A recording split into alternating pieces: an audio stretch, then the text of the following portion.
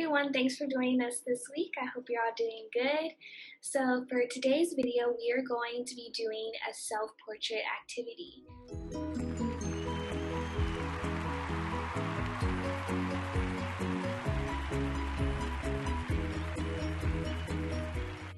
So all you're going to need is a piece of paper, a pen or a pencil at the least, and if you want to get creative and colorful, you can add in some crayons, markers, colored pencils, things like that.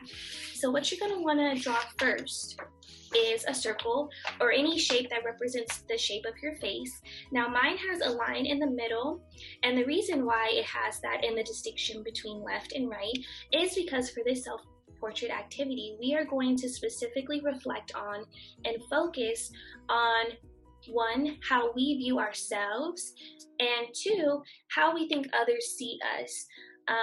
So that's why there's a split in the middle, but you don't need to draw that. However, when you're drawing your own self-portrait, it's just going to be optional. So what do I mean by how society views you and how you view yourself?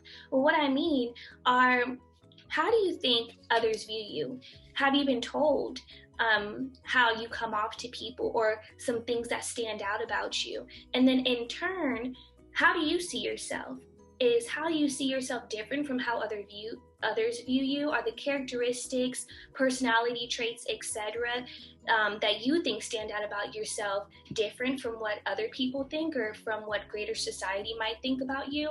So you want to think about these things when you're drawing, right? So some key terms I'm going to put out there for you guys to think about when you're drawing is one that's coined by W.E.B. Du Bois, and it's called double consciousness. So Du Bois came up with this term when he was specifically looking at the experiences of African Americans in America. And he came up with this term double consciousness because he was looking at how the two identities of African and American often collided with each other, with Africans coming to the United States through slavery and having to accustom a new culture, a new way of life, and even a new language. So what does it mean to be African and to be immersed in American culture, or to even become as close as you can to being American, but still have this African culture and identity and resonance on the side. So that's where W.E.B. Du Bois was coming from. Then we have Kimberly Crenshaw, and she coined the term intersectionality. So the population that Kimberly Crenshaw was specifically looking at was Black women. And the reason why is because Black women are doubly oppressed, right? So they're discriminated against by race because they're Black, and then they're discriminated against by sex because of their womanhood. And they're specifically discriminated against when it comes to the criminal justice system. So Kimberly Crenshaw is actually a current law professor at UCLA and Columbia University, and this is what her research looks at. So these are just some terms to think about when you're crafting your self-portrait. You want to really think about, how do you view yourself, how do others view you, and how these two different point of views collide or maybe even come together. Are they the same? How are they different? So I'm going to give you guys a few minutes to do the activity, and then when you feel like you're done, come right back and I'll show you guys what I came up with.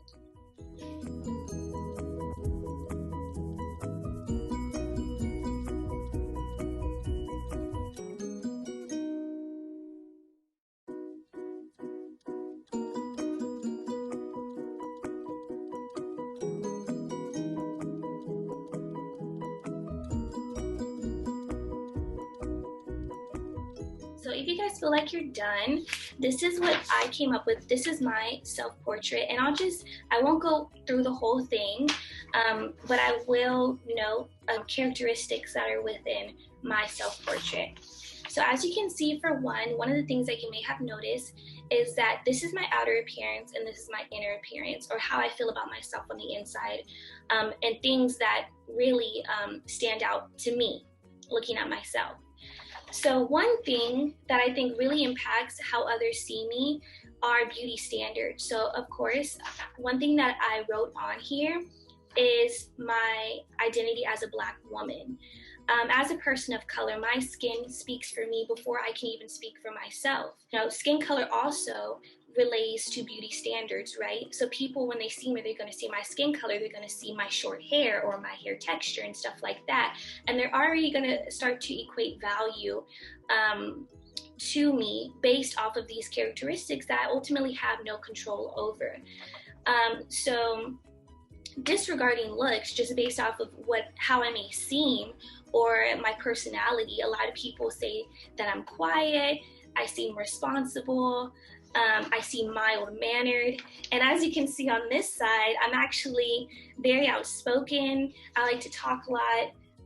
I'm multi-dimensional, so while this side only has Black woman, you know, within me, I have different identities that a lot of people don't see when they're just looking at me physically, which is that I'm a former foster youth, I'm multicultural, and you know, another thing about me is that I'm really creative, but you don't get to see that creativity necessarily on the outside.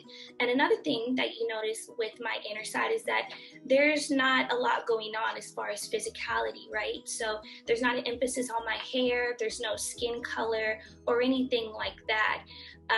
So these are just some things that I, you know, have noticed either through interactions from what people have told me, friends, family, and so that's what I put on my self-portrait.